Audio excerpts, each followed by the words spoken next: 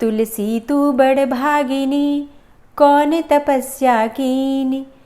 तीन लोक के पालनहार, है तेरे आधीन। जय हो तुलसी मैया की। कार्तिक मास की कथा सुनने वाले सभी भक्तों का आज की कथा में हार्दिक स्वागत है।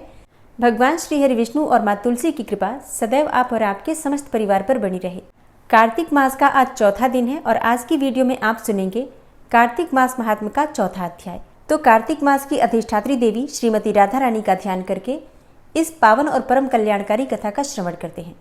कार्तिक मास के व्रत का नियम जानने के बाद नारद जी ने ब्रह्मा जी से पूछा, हे पितामह, अब आप मुझसे कार्तिक मास में दीपदान और आकाश दीप की महिमा का भी वर्णन कीजिए। उनके इस प्रश्न को सुनकर ब्रह्मा जी कहते हैं, हे पुत्र, अब मैं तुमसे कार्तिक मास में एक पतित ब्राह्मणी के उद्धार और दीपदान और आकाश दीप की महिमा का वर्णन करता हूँ, तुम ध्यान पूर्वक सुनो। हे पुत्र, स्त्रियों और पुरुषों ने जो जन्म से लेकर पाप किया है वह सब कार्तिक मास में दीपदान मात्र से नष्ट हो जाता है। इस विषय में मैं तुमसे एक प्राचीन इतिहास का वर्णन करता हूँ, तुम ध्यान पूर्वक सुनो। पूर्व काल में द्रविड़ देश में एक बुद्ध नामक ब्राह्मण रहता था। उसकी स्त्री बड़ी दुष्टा और दुराचार पारायणा थी। उसके संसर्ग दोष से पति की आयु क्षीण हो गई और वो मृत्यु को प्राप्त हो गया। पति के मर जाने पर भी वह विशेष रूप से व्यभिचार में लग गई। उसको लोक निंदा से तनिक भी लज्जा नहीं थी। उसके न तो कोई पुत्र था और न ही कोई भाई था। वह सदा भिक्षा के अन्न का ही भोजन करती थी। अपने हाथ से बनाए हुए शुद्ध और स्वल्प अन्न को कभी न खाकर मांग कर लाए हुए बासी अन्न को ही खाती थी। दूसरे के घर रसोई बनाया करती थी और तीर्थ यात्रा आदि से दूर रहती थी। उसने कभी कथा भी नहीं सुनी थी। एक दिन तीर्थ यात्रा में लगा हुआ कोई विद्वान ब्राह्मण उसके घर पर आया। उसका नाम कुत्स था। उस स्त्री को व्यभिचार में आसक्त देखकर उस ब्रह्मर्षि श्रेष्ठ कुत्स ने कहा, ओ मूढ़ नारी, तू मेरी बात को ध्यान देकर सुन। पृथ्वी आदि 5 भूतों से बने हुए एवं पीप और रक्त से भरे हुए इस शरीर को, जो केवल दुख का ही कारण है, तू क्यों पीसती है? अरे, यह देह पानी के बुलबुले के समान है। एक दिन इसका नाश होना निश्चित ही है। इस अनित्य शरीर को यदि तू नित्य मानती है तो अपने मन में बैठे हुए इस मोह को विचार पूर्वक त्याग दे। सबसे श्रेष्ठ देवता भगवान विष्णु का चिंतन कर और उन्हीं की लीला कथा को आदर पूर्वक सुन। और जब कार्तिक मास आवे तब भगवान दामोदर की प्रीति के लिए स्नान दान आदि कर दीपदान दे। भगवान विष्णु की परिक्रमा करके उन्हें प्रणाम कर।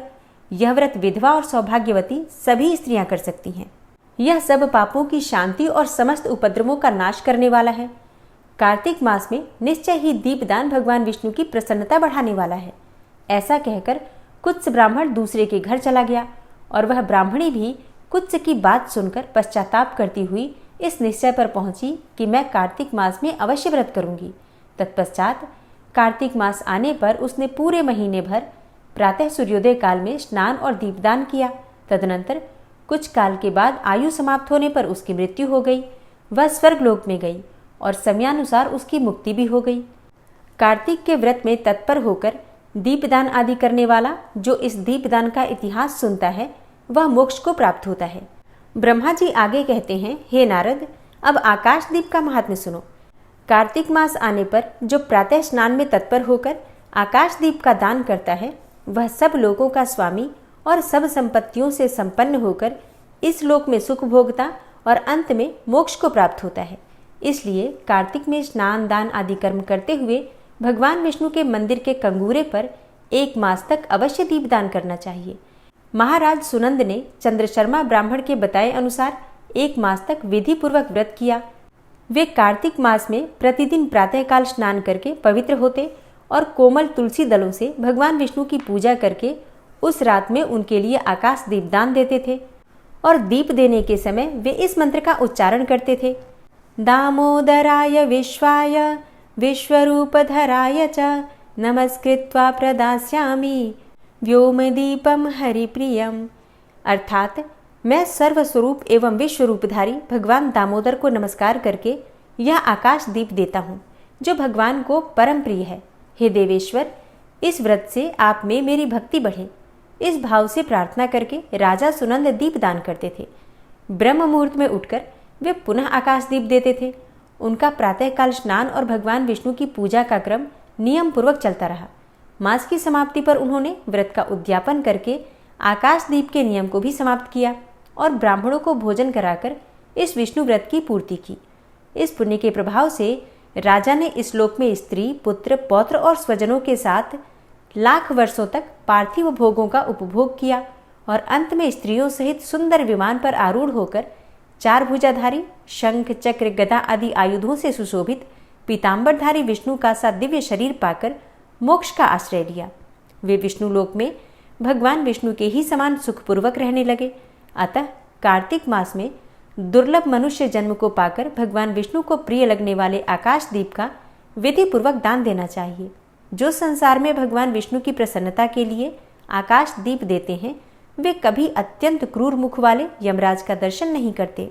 आकाशदीप दान कब से प्रारंभ करना चाहिए? तो ब्रह्मा जी कहते हैं एकादशी से, अर्थात आश्विन मास की शुक्ल पक्ष की एकादशी से, और या फिर तुला राशि के सूर्य में स्थित होने पर, अथवा पूर्णिमा से, मतलब आश्विन मास की शुक्ल पक्ष की शरद पूर्णिमा से लक्ष्मी सहित भगवान विष्णु की प्रसन्नता के लिए आकाश दीपदान प्रारंभ करना चाहिए। दीपदान करते समय इस मंत्र को बोलना चाहिए।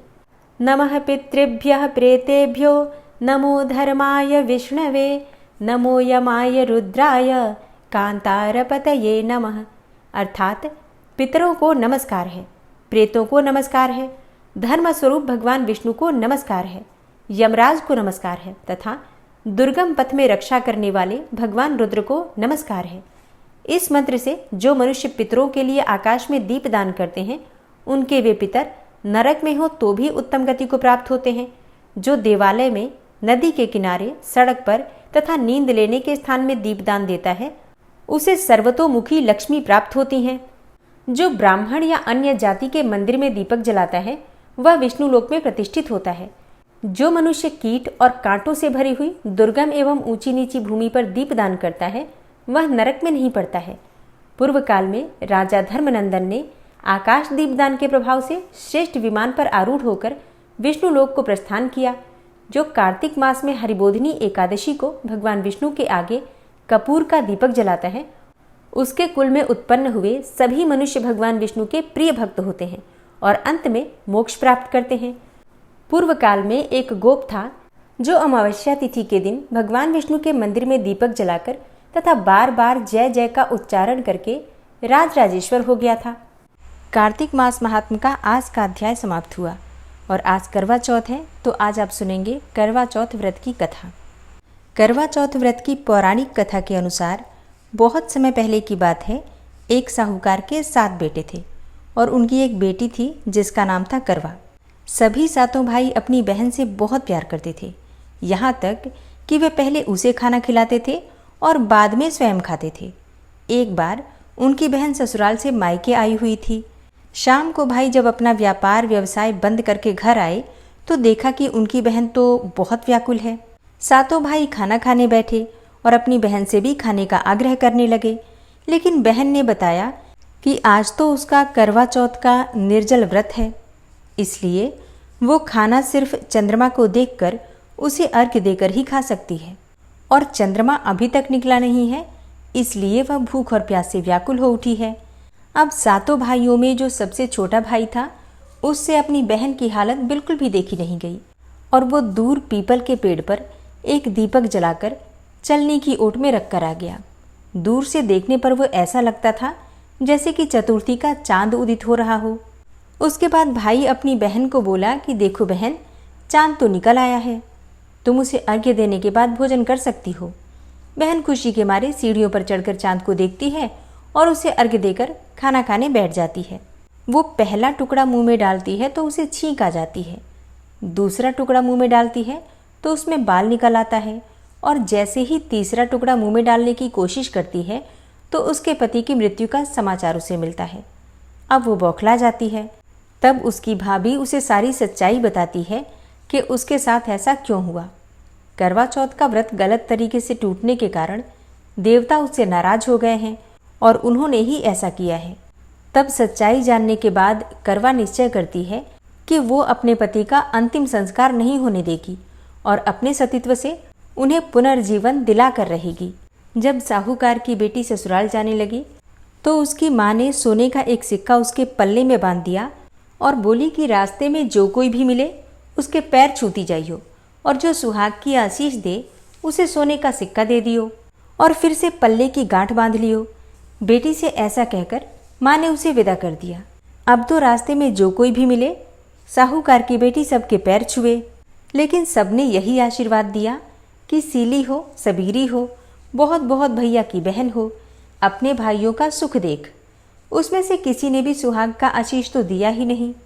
ससुराल में पहुंचने पर छोटी नंद खड़ी थी, वो उसके पैरों में लगी तो वो कहने लगी कि सीली हो के सपूती हो, 7 पुत्रों की माँ हो, मेरे भैया का सुख देख। अब ये सुनकर उसने तभी 7 गांठ बांध ली और सोने का टका नंद को दे दिया। अंदर गई तो सास ने पीढ़ा नहीं बिछाया और बोली, ऊपर मरा पड़ा है, वहाँ जाकर बैठ जा।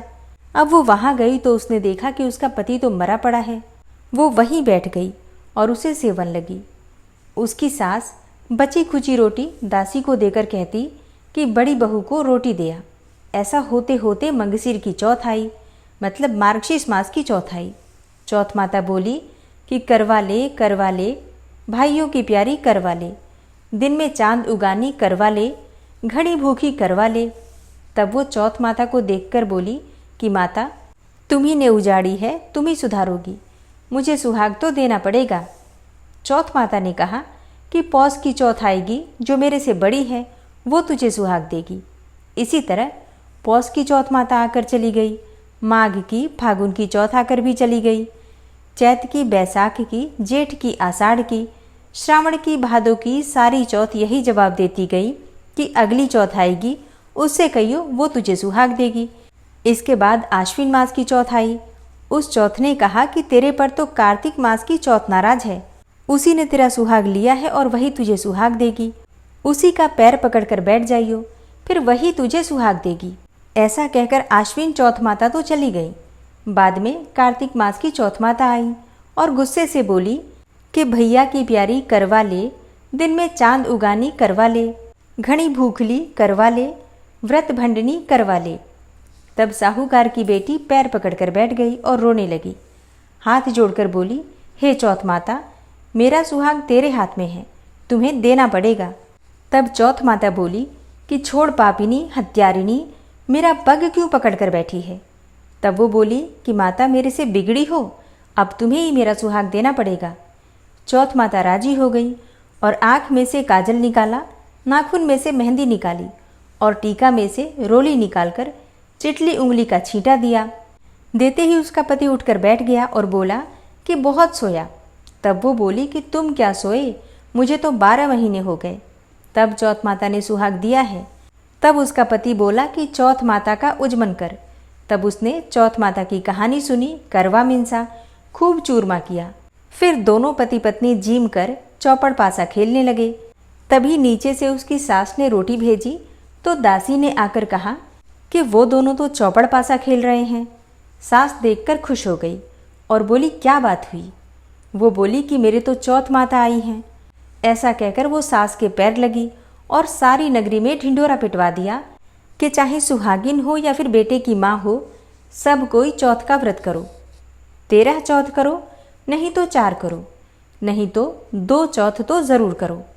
हे चौथ माता, जैसे साहूकार की बेटी को सुहाग दिया वैसा सबको दियो, हमें भी दियो। कहते सुनते हुंकारा भरते को, अपने सारे परिवार को सुहाग दियो। तो अब प्रेम से जयकारा लगाइए, करवा माता की जय। और अब आप सुनेंगे श्री तुलसी चालीसा। श्री तुलसी महारानी करु विनय सिरनाय, जो मम हो संकट विकट दीजे मात नशाय। नमो नमो तुलसी महारानी, महिमा अमित न जाए बखानी।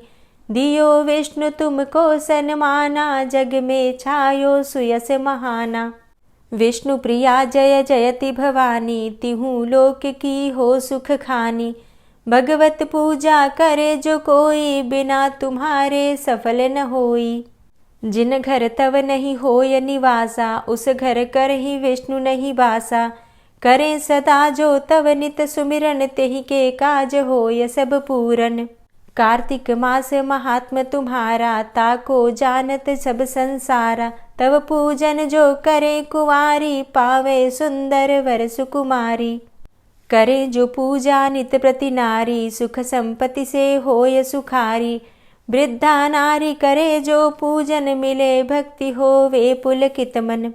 श्रद्धा से पूजे जो कोई, भवनिधि से तर जावे सोई। कथा भागवत यज्ञ करावे, तुम बिन नहीं सफलता पावे। छायो तब प्रताप जग भारी, ध्यावत तुम्हीं सकल चित धारी। तुम्ही मात यंत्रन तंत्रन में, सकल काज सिद्धि होवे क्षण में। औषधि रूप आप हो माता, सब जग में तव यश विख्याता। देव ऋषि मुनि और तपधारी, करत सदा तव जय जयकारी।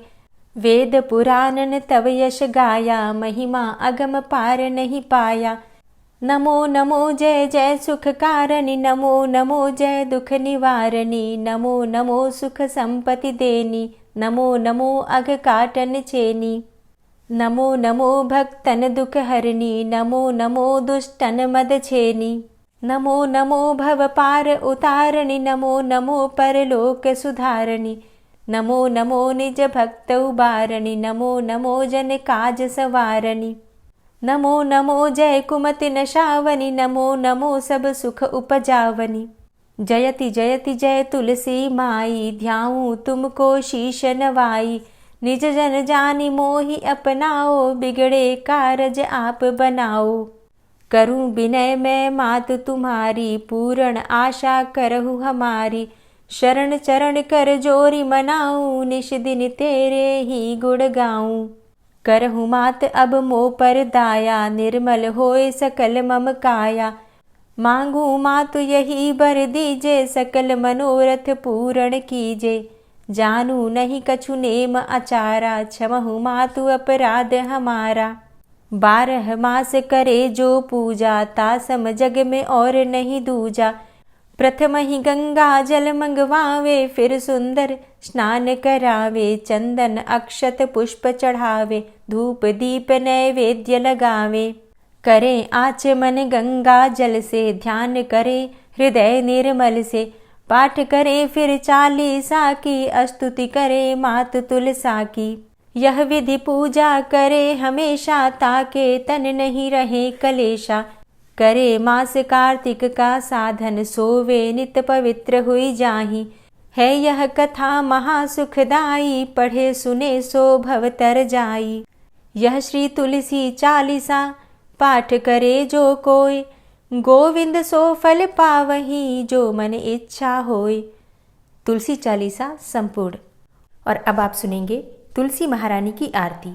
तुलसी महारानी नमो नमो, हरि की पटरानी नमो नमो। तुलसी महारानी नमो नमो, हरि की पटरानी नमो नमो।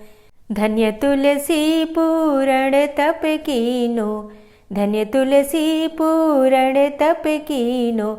शालिग्राम की बनी पटरानी नमो नमो। तुलसी महारानी नमो नमो, हरि की पटरानी नमो नमो। जाके पत्र मंजरी कोमल, जाके पत्र मंजरी कोमल। श्रीपति कमल चरण लपटानी नमो नमो, हरि की पटरानी नमो नमो।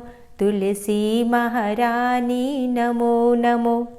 धूप दीप नैवेद्य आरती, धूप दीप नैवेद्य आरती।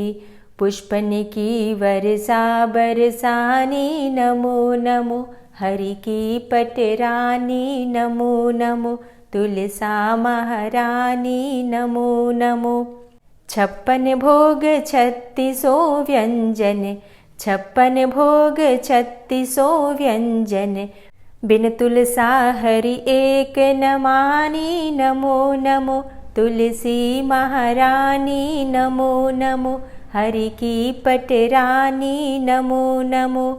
सभी सखी मैया तेरो यश गावे, सभी सखी मैया तेरो यश गावे। भक्ति दान दीजे महारानी नमो नमो। तुलसा महारानी नमो नमो, हरि की पटरानी नमो नमो। नमो नमो तुलसा महारानी, नमो नमो तुलसी महारानी, तुलसी महारानी नमो नमो, हरि की पटरानी नमो नमो, तुलसी महारानी नमो नमो, हरि की पटरानी नमो नमो। प्रेम से बोलिए तुलसी मैया की जय। कार्तिक के ठाकुर राई दामोदर की जय। जय जय श्री कृष्णा, जय श्री राधे। तो दोस्तों ये है आज की वीडियो। उम्मीद करती हूँ आपके लिए उपयोगी होगी। अगर वीडियो पसंद आई हो तो लाइक कीजिए, शेयर भी ज़रूर कीजिए। और अगर आप चैनल पर पहली बार आए हैं, अभी तक आपने चैनल को सब्सक्राइब नहीं किया है, तो आज की वीडियो अगर आपको अच्छी लगे तो चैनल को सब्सक्राइब करके बेल आइकन को ज़रूर प्रेस कर लीजिए। इससे ये होगा कि इस चैनल पर जो भी नई वीडियो अपलोड होंगी उनकी नोटिफिकेशन आपको सही समय पर प्राप्त होगी। मिलती हूँ मैं आपसे अगली वीडियो में, तब तक के लिए जय श्री राधे।